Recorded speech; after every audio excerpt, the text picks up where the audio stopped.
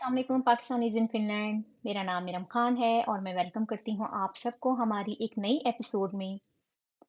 जैसा कि आपको मालूम है कि हमारी ये सीरीज़ उन लोगों के लिए है जो अपने अलग और मुनफ़रिद कहानियों के ज़रिए ना सिर्फ़ कामयाब हो रहे हैं बल्कि दूसरों के लिए एक मिसाल भी बन रहे हैं। ख़ास तौर पर फ़िनलैंड में रहने वाले पाकिस्तानी। हमारा मकसद है कि हम ऐसे चेहरों को सामने लाएँ जिन्हें लोग बहुत कम जानते हैं, लेकिन जिनके कामों में बहुत सारी कामयाबियाँ छुपी हुई हैं। इन एपिसोड्स का मकसद सिर्फ इंस्पिरेशनल स्टोरी सुनाना नहीं होता, बल्कि लोगों को उन तक रहनुमाई और हौसला पहुंचाना भी होता है। आज हमारे लिए ये बहुत एजाज़ की बात है कि हम आपके सामने डॉक्टर मोहम्मद नदीम असगर साहब का तारुफ करवा रहे हैं, जो कि एक शानदार टीचर भी हैं और एक काबिल एहतराम कम्युनिटी लीडर भी हैं।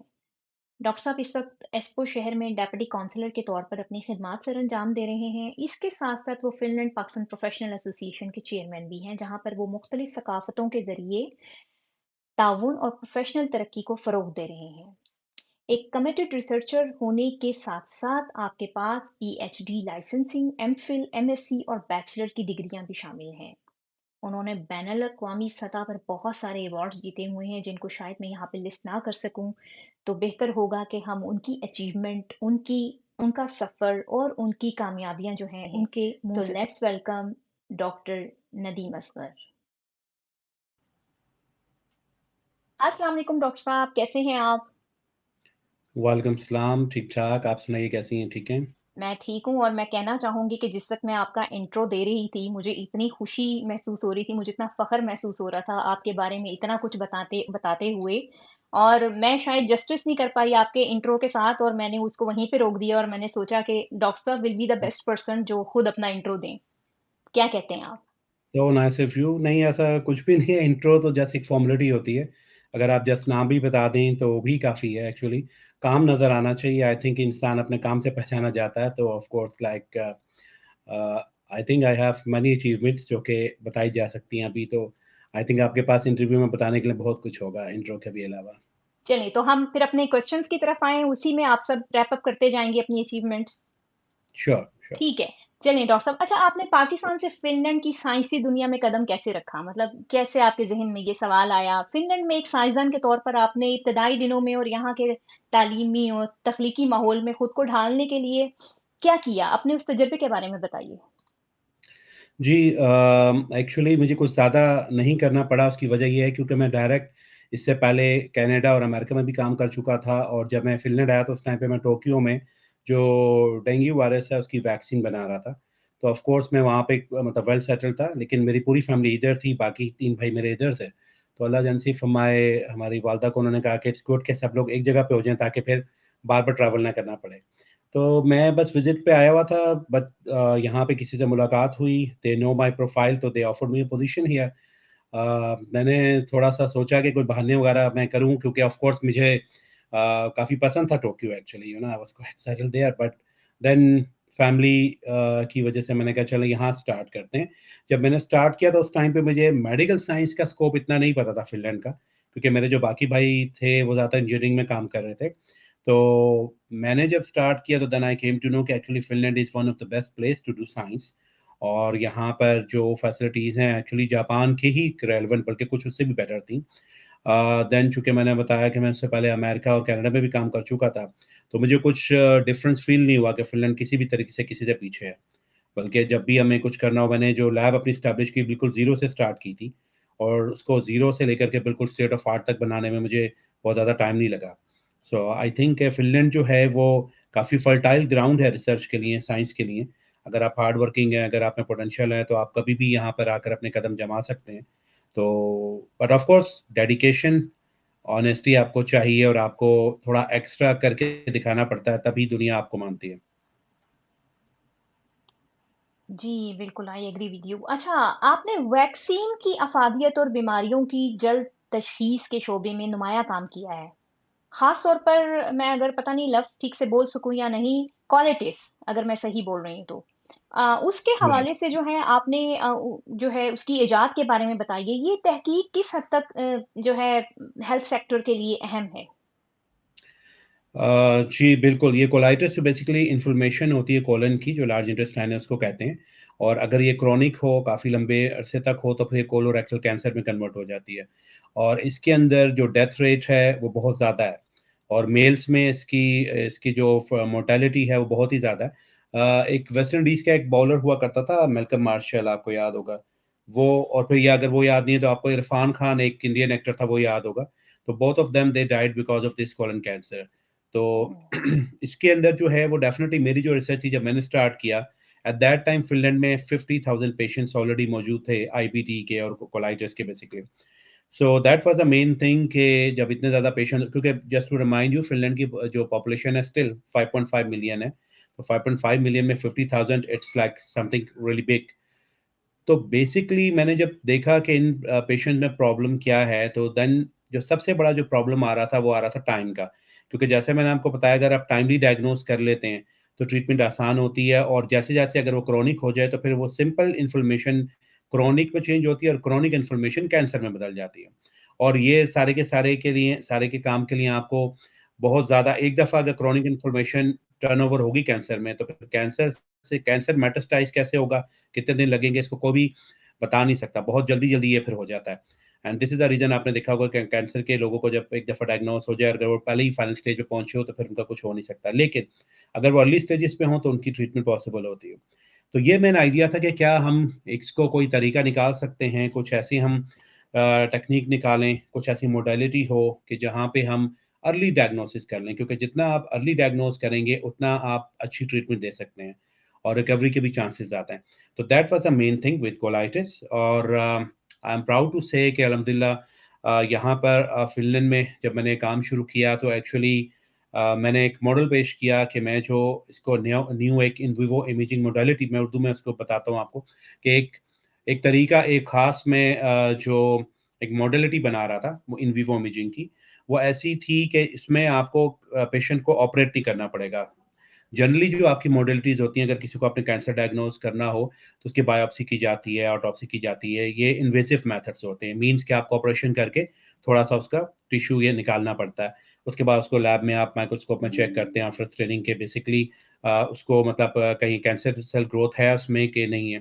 तो मेरे उसमें ऑफ कोर्स टाइम भी लगता है, लेबोरियस भी है और उसके ऊपर जो है वो एक्सपेंडिचर भी ज़्यादा होता है। सो बेसिकली मैंने जो इन्वेंट किया basically method, I am the only one in the world जिसने non invasive in vivo imaging modality colitis की इंट्रोड्यूस करवाई।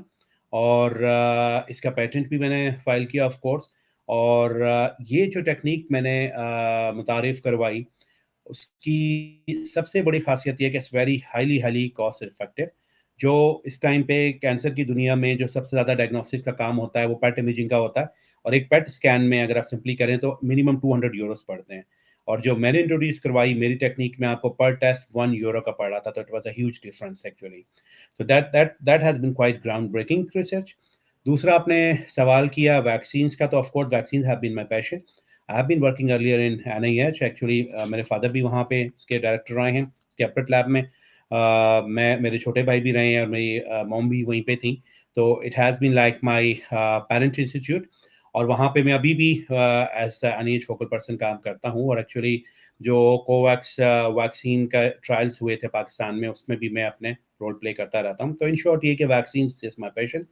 वैक्सीन प्रोडक्शन में सबसे ज़्यादा इम्पोर्टेंट चीज़ होती है उसकी पोटेंसी, कि आपने जो एक वैक्सीन बनाई है, उसका फ़ायदा क्या होगा, किस हद तक होगा। अब जैसे मैंने अभी आपको कोवैक्स का बताया, या कोई भी वैक्सीन हो, तो उसकी एटलीस्ट उसकी 50% से ज़्यादा एफिकेसी हो, तो उसको माना जाता है कि वो कोई इफेक्टिव वैक्सीन है। बहुत सी दफ़ा कुछ ऐसी सिचुएशंस होती हैं कि कुछ बिज़नेस पॉइंट ऑफ व्यू से, या कुछ ऐसी पैंडेमिक की सिचुएशन होती है, तो उसको अर्लियर रिलीज़ कर दिया जाता है। जैसे एक कोविशील्ड के नाम से एक वैक्सीन थी, जो कि इंडिया में बहुत चली और उसकी वज़ह से एक्चुअली बहुत से लोग मरे, क्योंकि वो 30% एफिकेसी थी उसकी, जो कि उसको वैक्सीन भी नहीं आप कंसिडर कर सकते थे, बट दे रिलीज़ इट क्योंकि उनको वहाँ पे ज़रूरत थी। तो इट्स सुपर इम्पोर्टेंट कि जो वैक्सीन आप लोगों को देते हैं, वो हाई क्वालिटी की होनी चाहिए। और ऑफ कोर्स इसमें आपको पता है कि जब वैक्सीन्स के ऊपर बड़े इंटरेस्टिंग मिथ्स भी डेवलप हैं। बहुत से लोग समझते हैं कि वैक्सीन जो है वो अच्छी चीज़ ही नहीं है। They have a vaccine hesitancy. It's a world wide phenomena Pakistan में अभी, बल्कि रिसेंटली हमने एक पेपर पब्लिश किया, वर्ल्ड वाइड हमने स्टडी की, उसमें ऑफ कोर्स पाकिस्तान भी है। खासतौर पे पाकिस्तान के जो सिंध के एरियाज़ हैं, या फिर हमारे जो एनडब्ल्यूएफपी के जो एरियाज़ हैं, के पीके के, वहाँ पे क्योंकि लोग अक्सर नहीं लगाते क्योंकि पूरी दुनिया में पोलियो एरेडिकेट हो चुका है सिवाय पाकिस्तान के। तो डेफ़िनेटली और उसमें जो पोलियो एरेडिकेशन प्रोग्राम में जो बेसिकली वहाँ पे कोऑर्डिनेटर हैं जो उसको लीड कर रहे हैं, he is my relative actually. So काफ़ी क्लोज़ली हमारे इस मामले पे डिस्कशंस रहती हैं एंड वी ऑलवेज़ थिंक कि क्यों ऐसा है कि पूरी दुनिया में ख़त्म हो गया, पाकिस्तान में अभी तक ख़त्म नहीं हो रही। And the reason is like कि उसमें बहुत से फैक्टर्स आते हैं इसमें। बहुत से पहले कोल्ड चेन का इश्यू उसमें था बेसिकली क्योंकि जिस जगह पे आप स्टोर करते हैं वैक्सीन, वैसे स्टोरेज नहीं होती। लेकिन सबसे बड़ा जो प्रॉब्लम है, जो अभी हमने पब्लिश भी किया है, दैट्स वैक्सीन हेजिटेंसी, कि लोग लगवाने नहीं चाहते क्योंकि एक तरह-तरह की रूमर्स होती हैं कि अगर आप वैक्सीन लगा लेंगे तो आपको पता नहीं क्या हो जाएगा, ये किसी की साजिश है, इट्स अ कॉन्स्पिरेसी थ्योरी।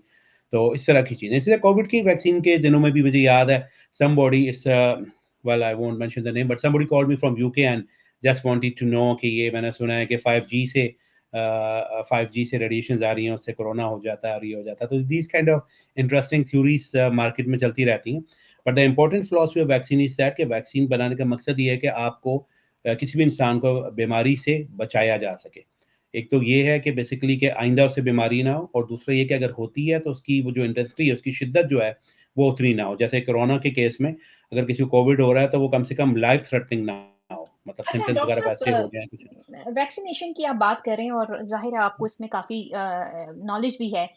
हम बीइंग अ पाकिस्तानी हमें भी जब कोरोना का टाइम चल रहा था और जब इसकी वैक्सीनेशन आई थी, तो बहुत सारे लोगों ने ये कहा ये वैक्सीन नहीं करवाएँ, ये वैक्सीनेशन नहीं लगवाएँ, इससे ऐसा हो जाएगा, इससे वैसा हो जाएगा, ये जो है मतलब बहुत सारे रूमर्स थे। क्या वाक़ई ऐसा होता है या कोरोना की कोई वैक्सीनेशन का इससे कोई रियलिटी में वाक़ई कोई ताल्लुक है? जो भी रूमर्स थे इससे रिलेटेड? जी, जैसे मैंने आपको पहले बताया ना कि बेसिकली जब वैक्सीन अगर क्योंकि जनरली अगर आप एक वैक्सीन बनाते हैं, it's a long process actually, it's a laborious process, आपको टाइम लगता है, फिर उसके क्लिनिकल ट्रायल्स करने होते हैं, इट्स बीन लाइक एक डिकेड लग जाता है आपको। लेकिन अब कोरोना के केस में ये था कि आपको एक it was a world wide pandemic actually, pandemic ऐसी इसको डिजीज़ कहते हैं जो वर्ल्ड वाइड एकदम से फैल जाए। तो उसमें आपको और लाइफ़्स काफ़ी ज़्यादा जा रही थी लोगों की, काफ़ी लोग मर रहे थे, तो आपको इमीडिएटली चाहिए था। तो डेफ़िनिटली उसमें कुछ कंप्रोमाइज़ेज़ हेल्थ सेक्टर्स की तरफ से हुए और वो अर्जेंसी के बेस पे जब वैक्सीन वगैरह बनाई गई तो उनके साइड इफ़ेक्ट्स भी आए। जैसे ये इट्स ट्रू कि I don't know should I mention the name of certain brand और नॉट क्योंकि एक एक ख़ास किस्म की वैक्सीन थी जो यूरोप में लगी लोगों को, ख़ास तौर पे बूढ़े लोगों को और वो बेसिकली उसकी वज़ह से काफ़ी ज़्यादा लोगों की डेथ्स भी हुई, क्योंकि उसकी वज़ह से उनका जो है ब्लड क्लॉट हो जाता था कुछ लोगों का। तो डेफ़िनेटली जब आप कोई भी चीज़ करते हैं तो उसको कोई भी प्रोडक्ट आपने लाना है, पहले एनिमल्स पे ट्राई करते हैं, फिर ह्यूमन्स पे एक कंट्रोल ग्रुप में करते हैं और फिर जाके मार्केट में आता है। लेकिन जब इस तरह की कंप्रोमाइज़ सिचुएशंस हों, तो जल्दी के चक्कर में और फिर डिफरेंट हेल्थ सेक्टर में डिफरेंट फार्मा कंपनीज़ जल्दी कर रही होती हैं। तो दैट्स वेरी ट्रू कि ख़ास किस्म की वैक्सीन लगने से यूरोप में डेथ्स हुई और एक ख़ास किस्म की वैक्सीन लगने की वज़ह से मैंने अभी इंडिया का बताया, वहाँ पे बहुत ज़्यादा डेथ्स हुई। इवन इतनी ज़्यादा डेथ्स हुई थी कि इवन के उनके पास इवन जब हॉस्पिटल में जाते थे तो ऑक्सीजन के लिए भी उनके पास जगह नहीं होती थी। तो काफ़ी ज़्यादा मतलब उसमें हुआ, तो दैट्स वेरी ट्रू। लेकिन ये कहना कि सारी वैक्सीन्स जो हैं वो ऐसी हैं, तो ऐसा नहीं है। Bacterial vaccine, viral vaccine generally बड़ी अच्छी हैं। जैसे डिप्थीरिया और टेटनस और पर्टुसिस पे मैंने बहुत काम किया है इसके और इसकी बहुत ही ज़बरदस्त किस्म की वैक्सीन है। कॉलरा की बहुत अच्छी है। वायरल वैक्सीन्स में भी मतलब पोलियो की बहुत अच्छी है। द थिंग इज़ दैट कि आपके मीज़ल्स की अच्छी है, लेकिन द थिंग इज़ कि जब आपके पास इस तरह की सिचुएशन होती है जहाँ पे फ्लू वायरसेज़ आपके पास होते हैं, इन्फ्लुएंजा वायरस है या कोई ऐसा वायरस है आपका जैसे जिसमें म्यूटेशन रेट बहुत हाई जैसे हेपेटाइटिस सी है या एचआईवी वायरस है जिससे एड्स होती है। इनमें प्रॉब्लम ये होता है कि इनका म्यूटेशन रेट बहुत हाई होता है। आसान लफ्ज़ों में इसको कहें तो ये अपनी शक्ल बदलते रहते हैं। तो अगर आपने एक शक्ल के वायरस की आज वैक्सीन बना ली और कल को वो चेंज करके आ जाएगा। तो it's something like that same कि अगर आपने कोई गार्ड रखा हुआ है और उसको बताया कि भई अगर कोई शख्स जो है वो ब्लू कपड़े पहन के आ रहा है तो उसको अंदर नहीं आने देना और नेक्स्ट डे वो ग्रीन कपड़े पहन के अंदर चला जाता है, तो आपका गार्ड उसको नहीं रोक पाएगा क्योंकि उसकी एसओपी तो ये कह रही थी कि ब्लू को रोकना है। तो ये इस वजह से जो फ्लू वैक्सीन्स हैं, इन्फ्लुएंजा वैक्सीन्स हैं, फ्लू वायरसेस की वैक्सीन वगैरह आपने देखा है कि लोग लगवा भी लें तो बहुत इतना कोई बहुत ज़्यादा उनमें प्रोमिनेंट कोई फ़र्क नहीं पड़ा करता। लेकिन जो लोग कुछ लोगों को उससे आराम आ भी रहा होता है। मेरा जो बहुत सा काम है और मेरी अम्मी भी एलर्जी स्पेशलिस्ट हैं बेसिकली, एलर्जी वैक्सीन्स के ऊपर। तो एलर्जी वैक्सीन्स के अंदर भी ये होता है कि बहुत से लोग क्योंकि हर एक का जो आपका इम्यून रिस्पॉन्स है वो डिफरेंट होता है। तो डिफरेंट लोगों को उनके इम्यून रिस्पॉन्स की बेस पे ही आराम आता है। किसी को जल्दी आ जाता है, किसी को देर से आ जाता है। तो लेकिन वो वैक्सीन वैलिड होती हैं मतलब तो आई होप मैंने कन्वे किया पॉइंट आपको कि सारी वैक्सीन जो हैं रिलायबल होती हैं। हाँ, कुछ केसेज़ में जहाँ पे कुछ चैलेंजिंग सिचुएशन है जैसे कोविड के केस में बताया वायरल वैक्सीन्स में, जो कि अभी एस्टेब्लिश्ड वैक्सीन्स नहीं हुई होती या इतनी ज़्यादा उनको टाइम नहीं गुज़रा होता तो उसके अंदर ऑफ कोर्स प्रॉब्लम्स आती हैं। ओके। डॉक्टर साहब, आपने पाकिस्तान में नेशनल इंस्टीट्यूट ऑफ हेल्थ में भी आपने बहुत ज़्यादा अहम किरदार अदा किया है, और मीज़ल्स जिसे खसरा कहते हैं, उसकी वैक्सीन भी जो है इसके ऊपर आपने काफ़ी रिसर्च की है। इस साइंसी सफ़र ने आपको कैसे मुतासिर किया, और ये पाकिस्तान के हेल्थ सेक्टर के लिए कितना इम्पोर्टेंट है? जी डेफ़िनेटली काफ़ी इम्पोर्टेंट है। ये जो एनआईएच है बेसिकली ये दुनिया में सिर्फ़ 7 कंट्रीज़ हैं एक्चुअली, जो कि पब्लिक सेक्टर में वैक्सीन प्रोड्यूसर्स हैं और पाकिस्तान का जो एनआईएच है इज़ वन ऑफ देम। तो ये जैसे मैंने कहा कि एक पेरेंट ऑर्गेनाइज़ेशन है और इसके अंदर जो है वो डेफ़िनेटली जितना भी मैंने काम किया बहुत वैल्यूएबल है और मेरे तो ये बेसिकली बचपन से ही from my childhood I have been going there क्योंकि मेरे डैड भी उधर थे, मेरी मॉम भी उधर ही थी। तो डेफ़िनेटली मतलब बचपन से ही हम चाइल्डहुड से ही वो चीज़ें एक्सप्लोर करते थे, जैसे इलेक्ट्रॉन माइक्रोस्कोप है, बाकी आपके कंपाउंड हैं, आपकी इन्वर्टेड माइक्रोस्कोप्स हैं, ये ऐसी चीज़ें हैं या even going to the animal house और वहाँ पे जाके कोबरा स्नेक्स देखना, जिनके cobra venom by the way I have this technology जो कि एनआईएच में हम यूज़ करते हैं कि हम कोबरा जो सबसे ज़्यादा और इवन कोरेट जो दुनिया का सबसे ज़्यादा पॉइज़नस स्नेक है, उसकी पॉइज़न की भी हम वैक्सीन बना सकते हैं। और ये लाइफ सेविंग वैक्सीन है जो कि पाकिस्तान में बहुत यूज़ होती है। आपको पता है पंजाब में और सिंध में भी जब मानसून का सीज़न होता है समर में, तो बहुत ज़्यादा वहाँ पे फार्मर्स को स्नेक बाइट के केसेस आते हैं। तो उनके लिए लाइफ सेविंग के लिए वैक्सीन की बहुत ज़रूरत होती है। तो वो डेफ़िनिटली हम एनआईएच से प्रोवाइड करते हैं और फॉर द लॉन्ग टाइम कर रहे हैं। तो डेफ़िनेटली ये जो मतलब ये इस तरह की चीज़ें हैं कि जब आप फ्रॉम वेरी अर्ली चाइल्डहुड आप देख रहे होते हैं कि आपको मतलब आप काम कर रहे हैं और आप कैसे लाइफ सेव कर रहे हैं, तो वो फिर आपको बहुत ज़्यादा इम्प्रेस करती हैं। तो that has been like really phenomenal journey for me basically कि मैं कि how my dad is working, how my mom is working, so okay now should I also contribute in this society, in this medical community। तो वो वहाँ पर एक basic आपको inspiration मिलती है। तो जब मैंने स्टार्ट किया था ऑफ कोर्स वहाँ पे तो आई वाज़ वेरी एम्बिशियस और यही वजह है कि बहुत कम वक़्त में मैंने बहुत ज़्यादा वहाँ पे प्रोग्रेस किया और इवन के अभी आपको मैं बताता चलूँ आई थिंक आई आपने मेरे सोशल मीडिया पे देखा होगा बेसिकली कि 2022 में मुझे वहाँ पे शील्ड ऑफ ऑनर भी मेरी साइंटिफिक अचीवमेंट्स की बेस पे मुझे वहाँ के एग्जीक्यूटिव डायरेक्टर ने दी और that has been quite honour for me क्योंकि जिस इदारे में आपने काम किया हो और वहाँ पे आपकी परफॉर्मेंस अच्छी हो और आपके उसको छोड़ने के बाद आपको वो दें तो I think this is something really good.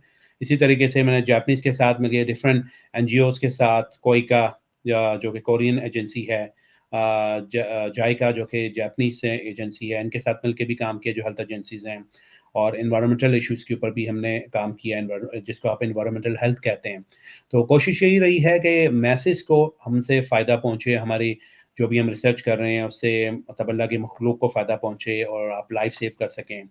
और that has been like basically the main principle और इसी वजह से मेडिकल साइंस में डिफरेंट डिफरेंट डोमेन्स हैं और अल्हम्दुलिल्लाह मैंने ऑलमोस्ट हर एक ही तरह की रिसर्च को एन्जॉय किया है। इवन के मेरी पिछली bye the way I have done like PhD 2 times तो पिछला मैंने ह्यूमन माइक्रोजेनेटिक्स में किया उस टाइम पे मैं basically autosomal recessive non syndromal okay मैं आसान करके बताता हूँ।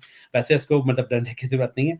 वैसे साइंटिफिकली इसको ऑटोसोमल रिसेसिव ट्रेट कहते हैं क्योंकि वो नॉन सिंड्रोमिक मेंटल रिटार्डेशन होती है।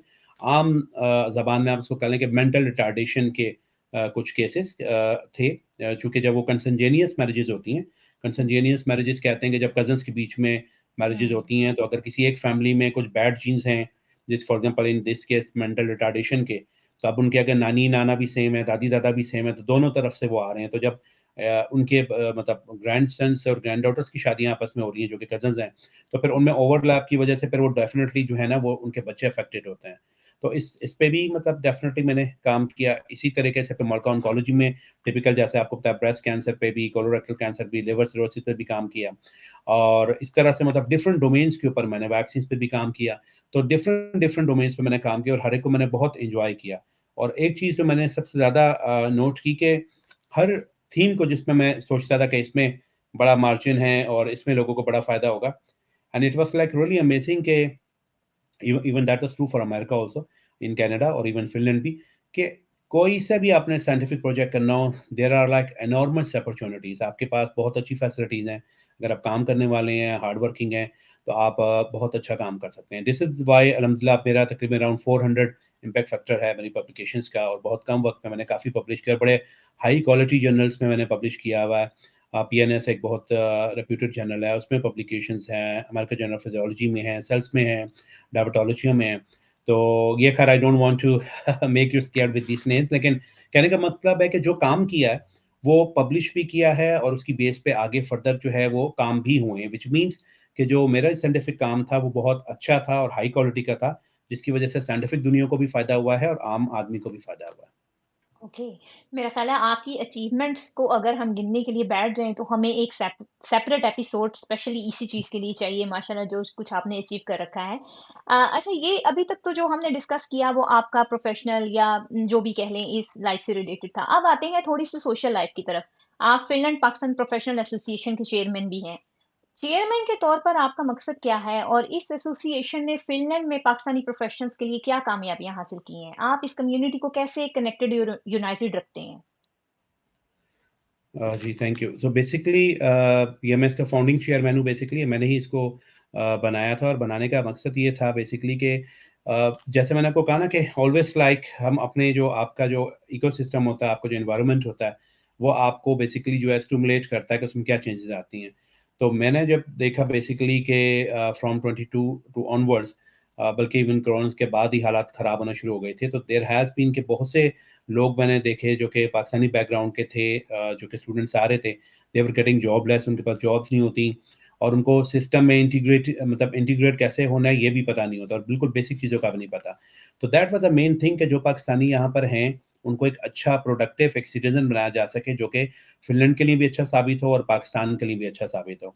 और इसी तरीके से उनको जॉब सर्च में और फिर जब उनके पास जॉब नहीं है, तो then that is a high time actually कि जब आप अपने स्किल सेट पे काम कर सकते हैं। तो उनके स्किल्स को एनहांस करने के लिए उनको बेसिकली डिफरेंट कोर्सेज़ करवाना, उनको डिफरेंट तरीके की गाइडेंस प्रोवाइड करना, तो ये इस तरह के काम थे, जिसके अभी मतलब हमने काम शुरू किया और अल्हम्दुलिल्लाह उसके काफ़ी अच्छे रिज़ल्ट्स भी आए। काफ़ी हमारी वजह से बहुत से लोगों की जॉब्स भी हुई। हमने बहुत सी पाकिस्तानी यूनिवर्सिटीज़ की कोलैबोरेशंस भी करवाई फ़िनलैंड से, और स्टिल ये काम इसी तरह जारी है। अभी भी हम फ्री ऑफ कॉस्ट अपनी जो मतलब लोगों की हेल्प करते हैं, उनको गाइड करते हैं। And the main idea is that कि जो हमारी सोसाइटी पाकिस्तानी कम्युनिटी है यहाँ पर, वो एक अच्छे रिस्पॉन्सिबल सिटीज़न्स की तरह यहाँ पे रहें और एक रिमार्केबल एक फ़ीचर हो कि ताकि जो फ़िन्स जब देखें पाकिस्तानी कम्युनिटी की तरफ तो उन्हें लगे कि ये पढ़े-लिखे लोग हैं और बड़े वेल डिसिप्लिन्ड हैं और ये हाइली इंटीग्रेटेड हैं सोसाइटी में। बहुत से लोग इंटीग्रेट होने का मतलब गलत लेते हैं, उनको लगता है कि अगर वो उनका लाइफ़स्टाइल बिल्कुल कॉपी कर लेंगे तो वो इंटीग्रेट हो जाएँगे। Actually integration is not about like कॉपिंग something, it means कि आप उस सोसाइटी के लिए प्रोडक्टिव हों। अगर आप हाइली टैक्स पेयर हैं, अगर आप लॉ को फ़ॉलो कर रहे हैं, अगर आप एक अच्छे तरीके से यहाँ पे रह रहे हैं, तो this is all like good for integration. बिल्कुल। अच्छा एक आप चीज़ जी, हाँ, जी। जी। फिनिश लैंग्वेज कोर्सेज़ भी हम डेफ़िनिटली हमने स्टार्ट कर जी, जी, प्लीज़ बताएँ आप? जी। जी, जी। अच्छा आप फ़िनलैंड और पाकिस्तान के दरमियान जो साइंसी और पेशा-वराना ताउन है, उसको फ़रोग़ देने के लिए क्या कोशिशें कर रहे हैं? और फ़िनलैंड में पाकिस्तानी कम्युनिटी के जो पॉज़िटिव इमेज है, उसको बेहतर बनाने में आपका कोई किरदार है? ऑफ़ कोर्स वैसे तो आप बहुत कुछ कर रहे हैं डिफरेंट कह सकते हैं कि फ़ील्ड्स में, लेकिन इस हवाले से कोई ख़ास आपकी कामयाबी, कोई ख़ास अचीवमेंट, कोई ख़ास स्ट्रगल जो आप फ़िलहाल कर रहे हों? जी, अल्हम्दुलिल्लाह जैसे मैंने आपको बताया कि हमने क अभी 2-3 यूनिवर्सिटीज़ की पाकिस्तानी इंस्टीट्यूट्स की यहाँ पे कोलैबोरेशन भी करवाई है। उसके अलावा ये है कि मेरी अपनी जैसे मैंने बताया कि मेरी अपनी जो रिसर्च है उसकी बेस पे मुझे अपनी साइंटिफिक अचीवमेंट्स की वजह से और अल्हम्दुलिल्लाह 7 रिसर्च अवार्ड्स मुझे मिल चुके हैं, जिनमें से 2 अमेरिका में और 2 फ़िनलैंड में मिले हैं, और जैसे अभी मैंने शील्ड ऑफ ऑनर की बात की, वो भी मुझे मिली है। और ये सारी की सारी अचीवमेंट्स जो हैं, वो सब के सब फ़िनिश मीडिया में, पाकिस्तानी मीडिया में टाइम टू टाइम पब्लिश होते रहते हैं। इवन अभी रिसेंटली पीटीवी पे भी मेरा एक इंटरव्यू आया था। इसी तरह डिफरेंट चैनल्स के लोग इंटरव्यू लेते रहते हैं। इसी तरह जो हम एक वर्ल्ड रिकॉर्ड है हमारे पास, हम चारों भाइयों के पास के highest number of PhDs in a family. हम चारों भाई पीएचडी हैं फ़िनलैंड से, और हमारे डैड ने भी पीएचडी की हुई थी। It's a world record. तो ये भी एक बहुत बड़ी अचीवमेंट है। ये भी अक्सर फिनिश मीडिया में अक्सर हाइलाइट होता रहता है। और हमारी कोशिश होती है कि कहीं पे भी हम कहीं भी किसी जगह पे भी कुछ मौका मिलता है तो हम कोशिश करते हैं कि हम उस सीट जो भी हमें वहाँ पोजीशन मिली है उसमें अपनी डेडिकेशन के साथ हार्ड वर्क के साथ काम करें ताकि हम एक अच्छा इमेज बना सकें मतलब एक फ़िनलैंड के लिए भी और पाकिस्तान के लिए भी। बिल्कुल, बिल्कुल। अच्छा, पिछले दिनों एसडीपी का नाम बहुत ज़्यादा हाइप पे जा रहा था, ऑफ़ कोर्स इलेक्शंस की वज़ह से।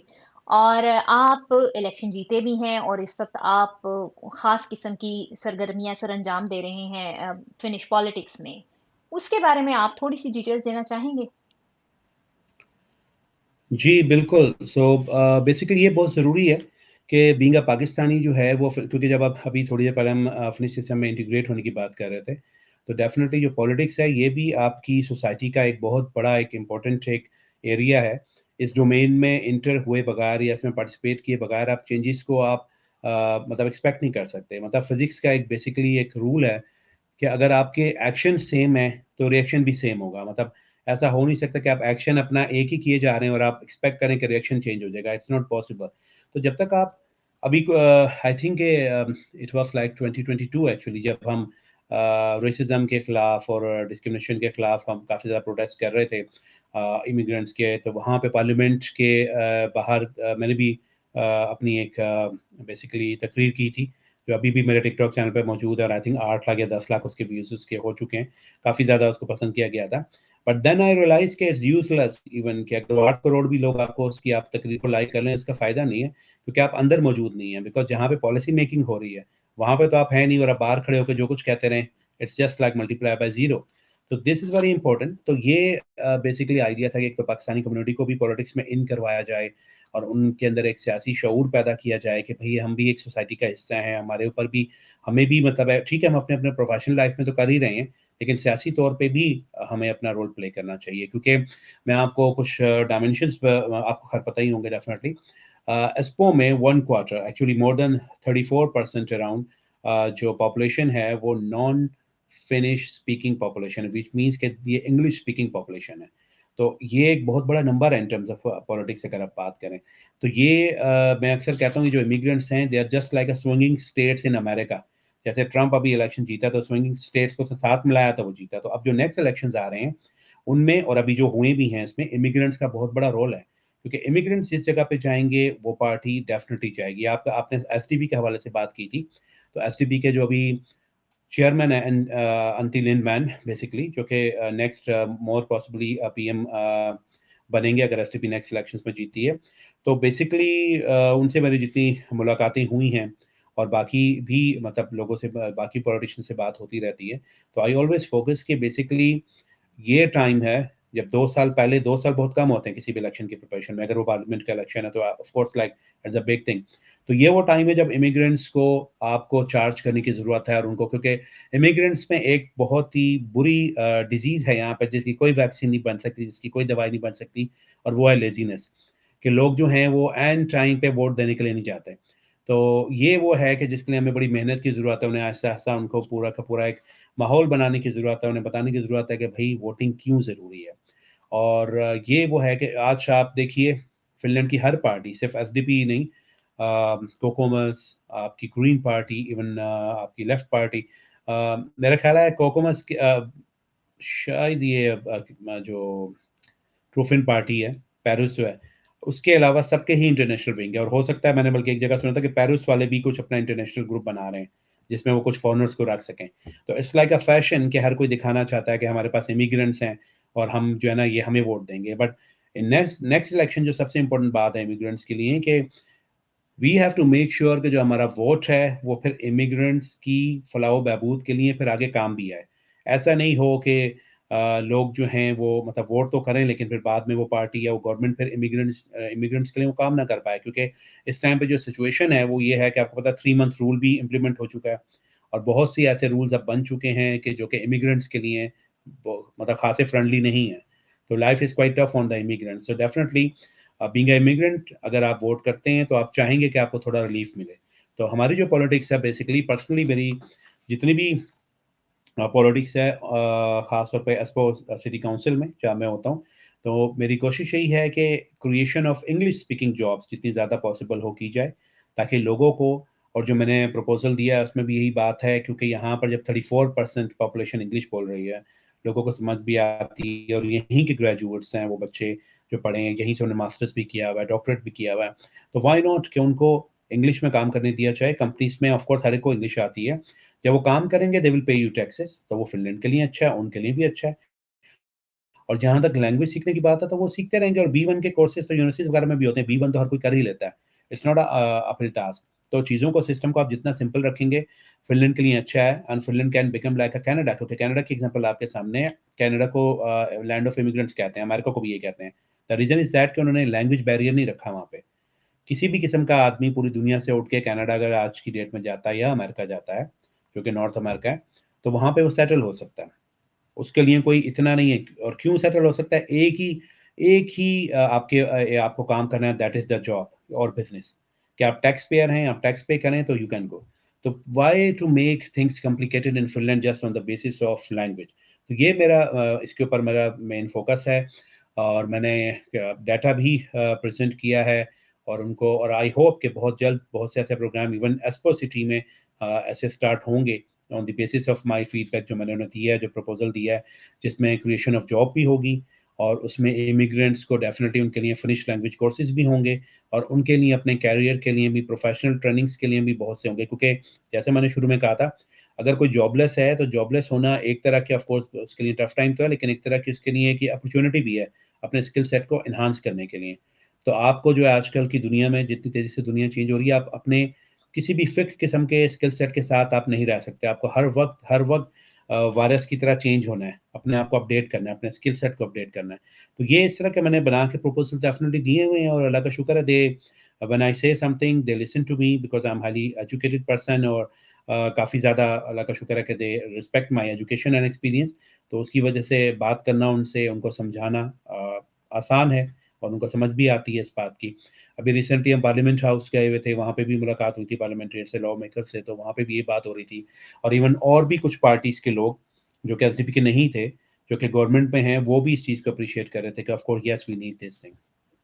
अच्छा, थैंक यू वेरी मच। आपने बड़े अच्छे से समराइज़ किया इस सवाल के आंसर को। बेसिकली इसमें आपने वो भी कवर कर दिया जो मेरा अगला सवाल था कि जॉब से रिलेटेड, कि अगर बीइंग अ पाकिस्तानी अगर कोई इतना एक्टिवली पार्टिसिपेट कर रहा है फिनिश पॉलिटिक्स में, तो क्या उसको, पाकिस्तानी कम्युनिटी को भी उसका कोई फ़ायदा हो रहा है in terms of job? So thank you very much. आज का आखिरी सवाल जो है, आप क्या पैगाम देना चाहते हैं नौजवान पाकिस्तानी प्रोफ़ेशनल्स, भले वो साइंटिस्ट हों, भले वो आईटी से हों या किसी भी और फ़ील्ड से रिलेटेड हों, जो कि फ़िनलैंड में अपना करियर बनाना चाहते हैं? उन्हें किन बातों का ख़्याल रखना चाहिए? क्या आपकी एडवाइस है? जी, एक लाइन में अगर मैं कहूँ तो सबसे इम्पोर्टेंट ये है कि बेसिकली फर्स्ट ऑफ ऑल कि बिल्कुल भी जो है ना होप को ना छोड़ें, ऑलवेज़ बी पॉज़िटिव, और कोशिश करते रहें, जितने भी आपको सर्कमस्टेंसेस चैलेंजिंग लग रहे हों, लेकिन आप मेहनत करते रहें, और कोशिश करते रहें कि आपके पास मतलब जितना भी आप अपने आप को इम्प्रूव कर सकते हैं, करें। समटाइम्स आप बहुत ज़्यादा जगहों पे ट्राई कर रहे होते हैं, बहुत ज़्यादा हार्ड वर्क कर रहे होते हैं, लेकिन आपको उस तरह की success at the given time नहीं मिल होती। लेकिन ये एक तरह का कंपाउंड इफ़ेक्ट होता है, और किसी टाइम पे आप बहुत कम मेहनत करेंगे और आपको उसका रिज़ल्ट मिल जाएगा। तो कभी भी, एक तो जितने भी नौजवान यहाँ पर फ़िनलैंड में हैं, उनको कोशिश करनी चाहिए कि they try to settle here, ज़्यादा से ज़्यादा मेहनत करें, ईमानदारी से काम करें, और छोड़ के जाने का दिल में ना लाएँ, कोशिश करें कि यहीं पे हो। Let me tell you one thing, अगले 5 सालों में आपको पता है more than 30,000 nurses even retire हो रही हैं। एक एजिंग पॉपुलेशन है फ़िनलैंड की, बहुत से लोग नेक्स्ट 5 ईयर्स में रिटायर हो रहे हैं, बहुत ज़्यादा जॉब्स होंगी और बहुत ज़्यादा अपॉर्च्युनिटीज़ होंगी। तो अब बस आपका यही है कि आप जो है ना, ये थोड़ा-सा जो ओखा-सोखा टाइम है, इसको जो ओखे सोखे आप गुज़ार लें थोड़ा-सा, तो then I think the good time is coming. और वो गुड टाइम को हम अपने फ़ेवर में कैसे ला सकते हैं? जस्ट कि अगर हम ऑलरेडी फिनिश सोसाइटी में इंटीग्रेट हों, हम यहाँ पे सियासी शऊर भी रखते हों, और हम अपने वोट का सही इस्तेमाल करें, ताकि सही लोगों को चूज़ करें जो हमारे हमारे फ़ेवर की बात कर सकें, और ऑफ़ कोर्स गवर्नमेंट से जाके नेगोशिएट कर सकें। तो ये एक वो मिसिंग फैक्टर था जो आज से पहले इमिग्रेंट पॉलिटिक्स में नज़र नहीं आया। मतलब लोग जो हैं वो डिफरेंट कम्युनिटी से चले तो जाते थे, और अभी मतलब रिसेंटली कुछ इलेक्शंस में लोग जो हैं वो डिफरेंट शॉर्टकट्स यूज़ करके मतलब कुछ ना कुछ इलेक्शन लड़ने की कोशिश करते हैं, बट उसका कोई इम्पैक्ट नहीं होता। उसकी वजह ये है कि आप जब तक प्रोफेशनल्स नहीं होंगे, आपको फिनिश सोसाइटी में एक्रेडिटेशन नहीं है। आपको मान अगर फिन आपको मान रहे हैं, आपको कंसिडर कर रहे हैं कि अच्छा आपने कुछ किया है, तो देन वो आपको सुनेंगे। लेकिन अगर उनके लिए आप जस्ट एक इतने इम्पोर्टेंट नहीं है, तो वो आपको इतना सीरियस नहीं लेंगे। इसलिए बहुत इम्पोर्टेंट है कि अगर आप अपने इमिग्रेंट्स के राइट्स की बात करते हैं, तो आप एक कामयाब शख्स के तौर पे यहाँ पे जाने जाते हो। तभी आपको लोग दुनिया आपकी इज़्ज़त करेगी, आपकी बात को मानेगी। इसलिए मेरा नौजवानों को ख़ास तौर पे ये मैसेज है कि खूब मेहनत करें, ईमानदारी से काम करें। इसमें आपको एक तो रिज़्क़ हलाल भी मिलेगा, प्लस ये कि आप अपने जैसे अपने माँ-बाप का नाम रोशन करेंगे, अपने मुल्क का नाम रोशन करेंगे और इवन आपकी कमिंग जो जनरेशन यहाँ पे आने वाली है, वो भी आपको अच्छे नामों से याद रखेंगे कि चलें हमारे जो एंसेस्टर्स आए थे वहाँ पे उन्होंने एक अच्छा नाम बनाया है। ठीक है, आपका पैगाम मैं उम्मीद करती हूँ कि बहुत सारे लोग सुनेंगे और इस पर अमल भी करेंगे। डॉक्टर साहब थैंक यू वेरी मच। आपने अपना टाइम निकाला, इतना कीमती वक़्त निकाला, अपनी इतनी कीमती बातें की, इतने कीमती मशवरे दिए, अपनी राय दी और अपना जर्नी हम लोगों के साथ शेयर किया। Thank you very much once again. Thank you very much for invitation और आपने बहुत अच्छा इंटरव्यू किया। So have a nice time. Thank you very much. अल्लाह हाफ़िज़। अल्लाह हाफ़िज़। जी, तो यहाँ पर हम लोगों की एपिसोड ख़त्म होती है डॉक्टर नदीम असगर के साथ, जिनको आपने खुद ही सुन लिया और आपने उनकी अचीवमेंट्स जो हैं खुद ही जान ली। मैं उम्मीद करती हूँ कि ये एपिसोड आपके लिए जो है वो बेनिफिशियल साबित होगी। अगेन मैं आपको यही कहना चाहूँगी कि आज हमने जो कहानी सुनी है वो सिर्फ़ एक फ़र्द की नहीं है, बल्कि ये हम लोगों के लिए एक लेसन होता है कि अगर मेहनत हो, लगन हो, तो हम कहीं पे भी कुछ भी कर सकते हैं, कहीं पे भी कामयाबी जो है वो हासिल कर सकते हैं। वंस अगेन मैं डॉक्टर की शुक्रगुज़ार हूँ कि उन्होंने अपना टाइम निकाला और अपनी कामयाबी की झलक, अपनी स्ट्रगल्स की झलक जो है वो हमारे साथ शेयर की। हमारी कोशिश जारी रहेगी कि हम ऐसे मज़ीद मस्बत कैरेक्टर सामने लाएँ जो ना सिर्फ कामयाब हैं बल्कि दूसरों को भी हौसला अफ़ज़ाई फ़राहम कर सकते हैं। अगर आपके ज़हन में कोई ऐसा फ़र्द है जिसकी कहानी सुनाई जानी चाहिए तो प्लीज़ हमसे राब्ता करें। हम सब मिलकर एक ऐसी कम्युनिटी बना सकते हैं जो एक दूसरे को उभारे, सराहे और आगे बढ़ाए। जाते-जाते आप सबसे रिक्वेस्ट है कि हमारे चैनल को सब्सक्राइब कर लें ताकि हमारी हर आने वाली एपिसोड आप तक पहुंचती रहे। अगली मुलाकात तक अपना ख्याल रखिए। इरम खान को इजाज़त दीजिए। अल्लाह हाफ़िज़।